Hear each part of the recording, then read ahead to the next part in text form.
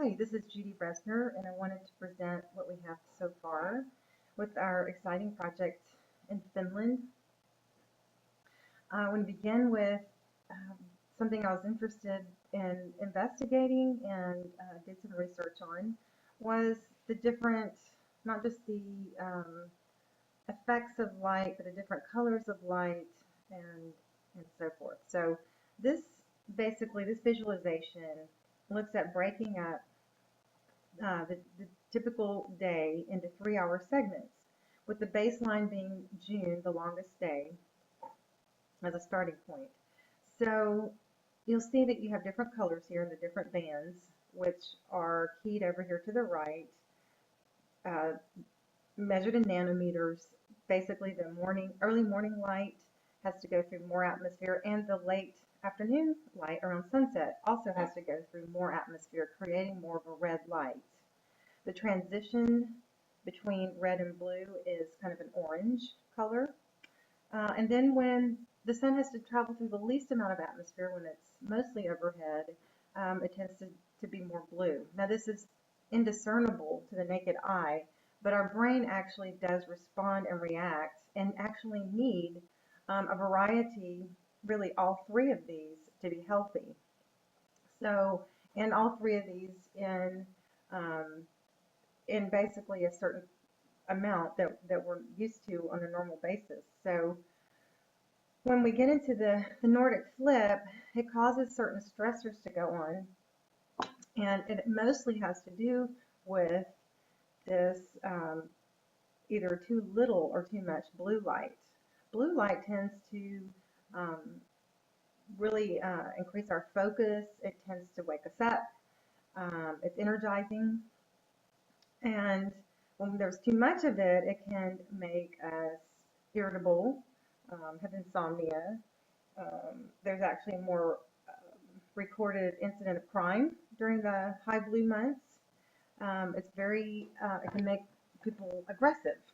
So, and then conversely, over on the opposite end of on the other left-hand side, with little to no blue light, there's extensive fatigue, lack of focus, lack of appetite. Um, and so I've shown here with the purple and then the red on the very far outside, the months that tend to have the most trouble as far as the human factor. And suicidal ideology tends to happen during these darker months, but we have found, or in the studies, it shows that the actual following through of the suicide doesn't happen until the energizing effects of the blue light come about and give an individual the energy or motivation to actually follow through. Um, it's also shown that it's equally stressful for the summer months and the abundance of blue light spectrum as it is in the winter months with a lack of blue. So that leads me to believe that the ideal is to hit some sort of a balance. So, program diagram, I'm trying to look at what different things per different times of the year are appropriate and per program space, as well as the different light conditions that are appropriate per program element. This top section is more of the spring to summer. The bottom section is more fall to winter.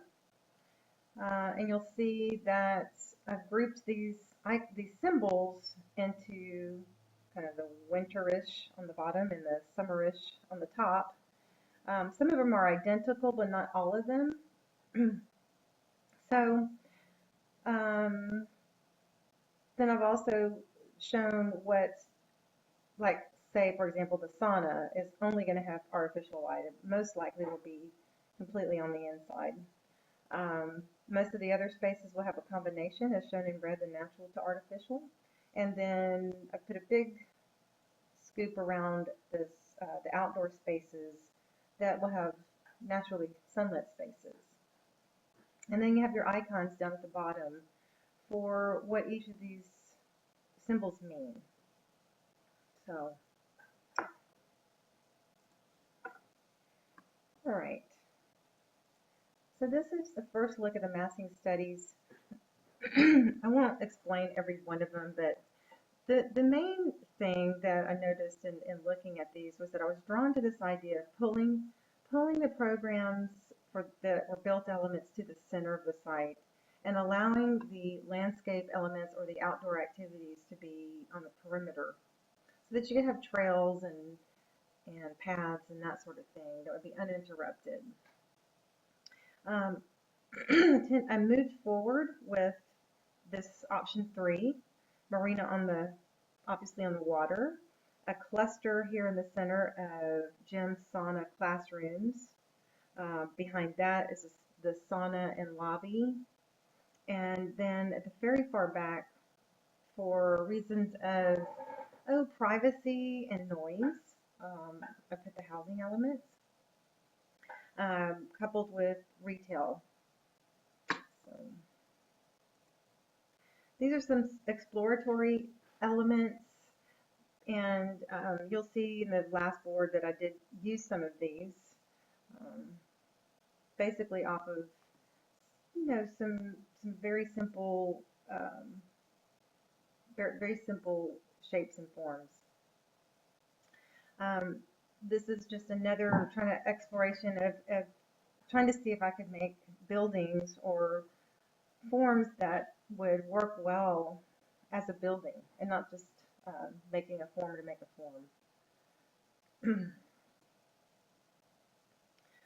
This is taking that a little further, adding some details to look at the feasibility and workability of those forms into a building and if they would work with the concepts. I ended up, like I said, going with option 3 and a lot of these elements here in the bottom right. And this is the final board. The front view of the still very rough elements, this marina at the front. I've basically taken one form and repeated it, manipulated it into these 3 different program elements in the center: the lobby, gym, classrooms, ski lodge in the center, and cafe retail on the left, housing on the end. And you'll see kind of here, I took a site section through, and this whole layout seemed to work the best. Sort of this element kind of scooping into the water, so the boats can actually kind of pull right up there. You have a higher section that's separated. That can be a nice boat storage stacked on top of each other. We have some nice open spaces for this kind of multi-purpose gym, sauna on the top deck, a light therapy and enclosed light therapy studio, yoga, and then a nice little space here under here for an indoor pool. In the center is that ski lodge with some light therapy on the top, sauna, and the rental on the bottom floor. This shows a nice section of how we could incorporate some retail, the cafe on the top floor. And then this last building tends to be, again, a multi-purpose, but taking that idea of maybe coming to this spot for some treatment for light conditions or light sensitivity. There's a light therapy studio and maybe some support spaces incorporated into the housing element. And this just shows you some sections of how those things might be manipulated and done. So anyway, that concludes where we are with this so far, and I'm looking forward to developing this into real buildings and more detailed elements. Thanks.